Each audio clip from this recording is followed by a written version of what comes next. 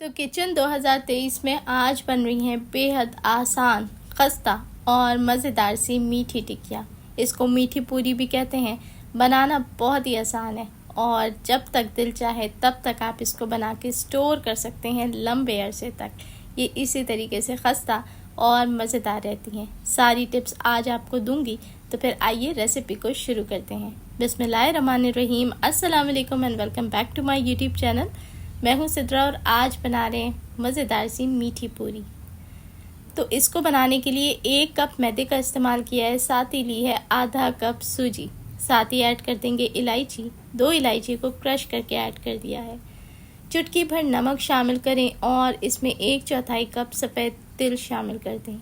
1/4 cup ही add करेंगे खोपरा यानी कि नारियल का बुरादा या desiccated coconut.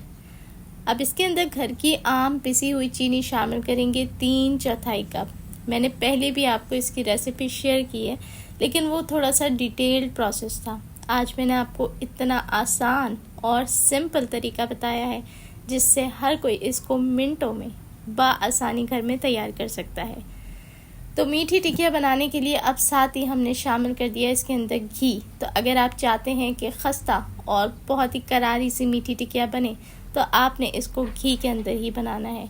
Cooking oil add करने से ये बहुत सख्त हो जाती हैं और बिल्कुल पत्थर की तरह हार्ड हो जाती हैं। तो 2 टेबल स्पून इसके अंदर मैंने घी ऐड किया है। कोई भी घी आप देसी या बनास्पति शामिल कर दें और अच्छे तरीके से मिक्स कर लें।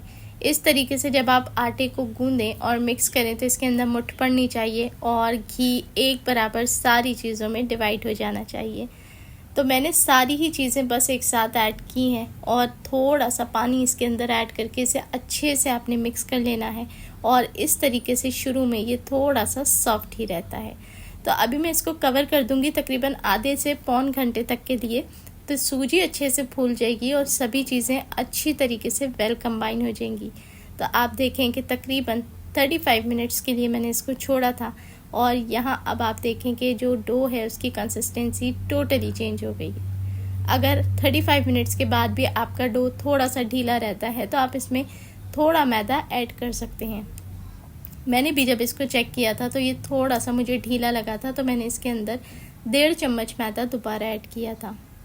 बस ये इस तरीके से होना चाहिए कि जब आप इसे आपस में समेटें तो ये बिल्कुल वेल कंबाइंड हो, यानी कि ये हाथों में स्लिप ना हो रहा हो, एक अच्छा सा डो की कंसिस्टेंसी पे हो। तो जनाब, अगर आप वीडियो देखते देखते यहाँ तक आ गए हैं और आपको रेसिपी अच्छी लग रही है, वीडियो थोड़ी सी भी पसंद आ रही है, तो जल्दी से मेरी वीडियो को लाइक कर दें और अपने दोस्तों के साथ लाजमी शेयर करें। और जो लोग पहली दफ़ा इस चैनल पे आए हैं उन सभी लोगों से गुजारिश है कि बिना सब्सक्राइब किए ना जाइएगा। तो यहाँ देखें, मैंने इसको बेला और बेलने के बाद किसी भी कुकी कटर की मदद से या किसी भी गोल ढक्कन की मदद से आपने टिक्की को कट कर लेना है। साइज़ छोटा या बड़ा आप अपनी मर्ज़ी के मुताबिक कर सकते हैं। और फिर आपने गरम तेल के अंदर इसको ऐड करना है, लेकिन तेल बहुत ही हल्का गर्म होना चाहिए, खौलता हुआ या तेज़ गर्म ऑयल ना हो। और बिल्कुल दम वाली आंच पे टोटल कुकिंग आपने इसकी करनी है। 1 बाय 1 करके सारी मीठी टिकिया ऐड कर दें और जितना टाइम इसको लगेगा वो होगा तकरीबन 1 से 2 मिनट। जब ये एक साइड से हल्का सा कलर चेंज करने लगेगी या सफ़ेद सफ़ेद सी होने लगेगी, बस उसी टाइम पे आपने इसको पलटना है और दूसरे साइड से भी उसी वक्त तक कुक होने देना है, जब तक कि ये खूबसूरत सा गोल्डन कलर ना ले ले और दोनों तरफ से अच्छे से ना पक जाए। लेकिन आपने इसको बिल्कुल धीमी आंच पे ही कुक करना है थ्रू आउट। अगर आपने ज़रा सी भी आंच तेज़ की तो इसके अंदर, क्योंकि मैदा और सूजी है और ये दोनों ही चीज़ें तेज़ आंच पे फ़ौरन कलर पकड़ती हैं और जल जाती हैं, तो आपकी मीठी टिकिया ख़राब हो जाएगी।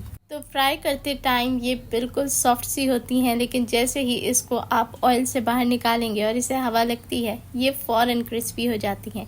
आपने इसको रूम टेम्परेचर पे आने तक खुली हवा में ठंडा कर लेना है और फिर किसी भी एयर टाइट कंटेनर के अंदर भर के आप इसको चाय के साथ एंजॉय कर सकते हैं।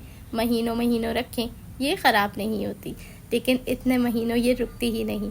आई होप आपको रेसिपी अच्छी लगी होगी। ऐसा है तो प्यारा सा कमेंट करके मुझे ज़रूर बताएं। देखने वाले सभी लोगों का बेहद शुक्रिया।